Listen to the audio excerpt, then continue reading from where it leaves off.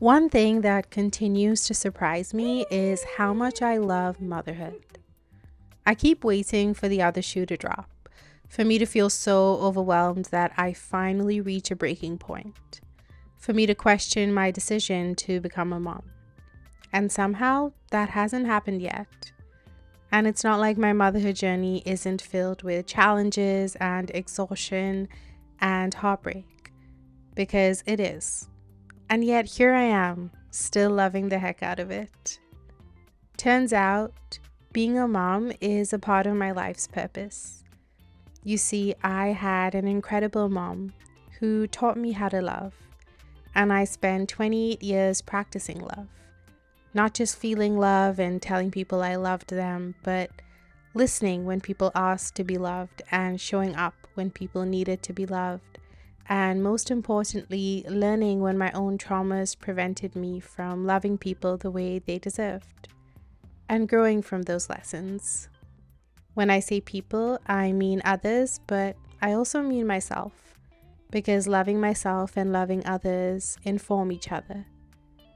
And after 2 decades of practicing, this beautiful baby girl arrived, expanding my heart and centering my purpose. Motherhood to me is a daily calling to ground myself in love, to grow deeper in love. When I mother my baby girl, I feel so deeply connected to myself and the reason I was put onto this earth. My name is Kirsten, and I spend my days processing grief and healing while staying kind, cozy, and courageous. And today I'm going to break down 8 acts of love I practice every day when parenting my 8-month-old. Before I get into the acts of love, I want to make it very clear that I am by no means a perfect mom. I am a human. I make so many mistakes. I don't always have my shit together, and I am not capable of handling everything all by myself. And I don't expect myself to be perfect. Instead, I expect myself to be present and to stay grounded, because that gives me the best chance to be a loving mom. And that's all I'm really trying to be. Okay, let's get into it. Act number 1, cater our schedule to our baby. We started a daily schedule for our baby at 6 months because we noticed she had started doing the same things at the same time every day. But this schedule isn't rigid. It's more of a guide reminding us of what our baby likely needs throughout the day. And because our baby's needs can fluctuate from day to day, so does the schedule. For the last couple of weeks, our baby started waking up at 6:30 a.m. because that's when my partner wakes up to go to work, and she now understands that to be the time when the household starts their day. So right now, our daily schedule starts at 7:30.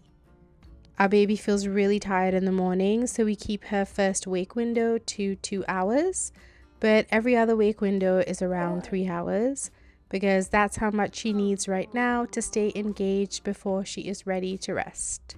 And we can expect her to nap for any time between 15 minutes to an hour and a half. Her night feed is at 11 and she's in a deep sleep by midnight. And she doesn't wake up for night feeds anymore, just for a hug or a bounce once or twice a night. But the moment we start to notice a different pattern in her morning or night routine or wake windows or naps, we change our schedule. Instead of asking our baby to meet arbitrary expectations, we adjust our expectations according to her needs. We recognize our baby's body as an expert and follow our baby's cues before deciding that we know what's best for her. Act number 2, listen when our baby communicates. When babies cry, we often rush to comfort them before even pausing to understand what's wrong. I've learned that crying is a form of communication. Our baby is trying to tell me that one of her needs has not been met. So when she cries, I pause and I listen. Sometimes she needs comfort, but sometimes she needs me to change her diaper, or help her move her body, or soothe her teething, or remind her that I am close by, or show me something new she discovered. And I found that if our baby can trust that I will listen when she communicates, she doesn't feel the need to cry. Instead, she babbles. And wow, is her babbling sophisticated at 8 months. Not only does this girl know how she is feeling and why she is feeling that way, she knows what she wants me to do about it and is ready with play-by-play commentary if I don't comply. Even after I think that I know what she's communicating, it's important that I keep listening to her to make sure that I have correctly met her needs. Even if it takes more time, even if it requires emotional regulation on my end, even if it means admitting that I can't always understand her language. Act number 3. Welcome our baby's growing pains. One of the most frustrating parts of parenting is finally figuring out how to do something, only to find out your child doesn't need you to do that anymore. And yes, this does happen every single day. I finally figure out how to transition our baby from her carrier to her crib, and then she has a growth spurt and her long legs start hitting the crib if she's moved directly from the carrier. I finally convince our baby to eat more solid foods, and then her teething prevents her from eating anything but popsicles for days, undoing all my work. I finally potty train our baby to the point where she's using only 3 to 4 diapers a day, and then she decides to go on a potty strike, and we're back to 6 to 8 diapers a day. In these moments, it's so tempting to feel discouraged, like we can't keep up and there's no point in even trying. We might even start to spiral and feel like we're not getting anything right. When I find myself in that headspace, I remind myself that our baby changing means that she is growing, and that every minute I spend trying to figure out how to meet our baby's needs is never a minute wasted. Act number 4. Consider unexpected changes. Living in such a fast-paced world, we have a tendency to brush past transitional periods, to dismiss the reality that our bodies, minds, hearts, and souls need the time and space to adapt to changes, especially if they're unexpected, no matter how small. Our baby is such a beautiful reminder that we need to slow down and give ourselves the opportunity to process unexpected changes before adapting to them. For 1 week this month, we had to fix our bed and sleep on the living room couch temporarily, so we moved our baby's crib to the living room as well. And for that week, if our baby wasn't able to nap for long or woke up multiple times in the middle of the night, we made it a point to consider the unexpected location shift. So instead of wondering what we were doing wrong, we considered that it might have nothing to do with us and might just be her body adjusting to sleeping in a different room. And then we brainstormed ways that we could help make that transition smoother, since we were all probably going to get very little sleep that week. We decided to take naps whenever we got the chance, and to bring our baby into our bed if she woke up more than 3 times a night. When we take the time to consider unexpected changes and adjust our days to accommodate them, we make room for more ease. Act number 5. Take advantage of calm windows. My days of parenting an 8-month-old feel like a series of waves, some irregular, some joyful, some rogue, and some gentle. And you can't anticipate when these waves are going to travel your way or how long they're going to last. But you can choose how you respond to them. And I choose to take advantage of the gentler waves, to recognize when we're in a calmer window of the day and use that time to get the shit I need to get done, so that I can be present for the irregular, rogue, and joyful waves instead of stressing about getting shit done. When our baby is feeding, there are times when she wants to chit-chat, and then there are times when she wants me to mind my business so she can eat in peace. Whenever she lets me know that she wants to do her thing, I take that moment to get shit done. I respond to messages I've been neglecting, I research a new parenting strategy, I cut our baby's nails, I drink my water, I take a moment to just breathe, whatever it is at the top of my to-do list that I can also do while sitting down in one position. Act number 6. Nurture a practice of self-care. It's so important to me that our baby knows how to take care of herself, is practiced in listening to her needs and responding to them. so that she can guide others to do the same for her. Specifically in a world that does not prioritize taking care of Black girls.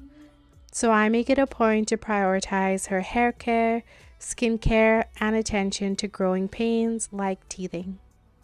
I intentionally make these care practices as enjoyable as possible for her, so that she is motivated to practice them and eventually takes pride in caring for herself. Act number 7, prioritize my needs. It's so common for mothers to sacrifice their own needs for their families. But I'm not interested in that. My needs deserve to be prioritized. And I want our baby to grow up knowing that. And I believe that I can find ways to meet my needs and our baby's needs. It doesn't have to be one or the other. So when I'm experiencing chronic pain, I put my heat back on and limit my movement and encourage my baby to play independently. And when I need to do an errand like picking up mail, I make that my baby's outdoor activity for the day. And when I'm struggling to keep up my energy throughout the day, I stop whatever I'm doing and take a chocolate snack break. And when I need to complete a chore, I include my baby in the chore so she still feels connected to me. And when my partner is taking care of our baby, I use that time to consistently check in with myself. Have I had enough sleep today? Do I need to postpone some chores and sleep early? Do I have energy to cook? Can we make an instant meal tonight? I also catch up on things I need that I wasn't able to do with our baby. It's so clear to me that taking care of myself is what gives me the capacity to take care of our baby. And I know how rare it is for mothers to have the space to even think about their own needs, and how deeply ingrained it is in our culture to expect mothers to be superhuman and to never need support. When in reality, most of the struggles we face in motherhood are because we're not being taken care of. And I try to remind myself of that time and time again. Whenever I feel myself slipping in my motherhood journey, instead of blaming myself, I first try to ask myself if I'm being taken care of. Is my breast milk supply low because I haven't eaten enough? How can I plan my day and make time to eat? Maybe when our baby is asleep? Is my brain fried because my partner isn't taking on as much of the mental load of parenting? How can I communicate that to him? Is my fuse short because people aren't respecting my boundaries? How do I maintain relationships while holding firm boundaries? If you're a mom looking to prioritize your needs, I actually made a self-care kit that I used during my postpartum period that I'll link down below. And finally, act number 8, apologize when I mess up. I know I've been blabbing about the impact that being present and staying grounded can have in your parenting, and everything I've said is true, and I try my best to emulate what I'm preaching every day. But the truth is, sometimes I fall short, and our baby is negatively impacted because of that. And when I do, I think it's really important to apologize to her for not showing up the way she deserves. To have an action plan on how I can repair the damage I did, and to reflect on how I can prevent falling short in the future. And no, I will not tell her that I didn't mean to hurt her or explain why I did what I did. And I'm sure there's a perfectly good reason for why I did anyway. But she doesn't need to hear it. This apology is not about centering my feelings. It's about hers. I can feel my feelings with someone else. In that moment, our baby is not responsible for understanding me or making me feel better. And it's so important to me that she understands that she remembers that throughout our relationship. Because often, children aren't given that luxury with their parents. And that, in a nutshell, is how I parent my 8-month-old with love. How I try to show up every day as the mom she deserves. Like my mom did for me, I want to foster a loving space at home for my daughter to return to whenever she needs to feel safe. I want to practice in our family the love that I wish to see practiced in the world. Thank you for joining me today. If you're interested in following my daughters and my journey for the past 8 months, you can check out some of these videos as well. I'll see you in the next one. Bye.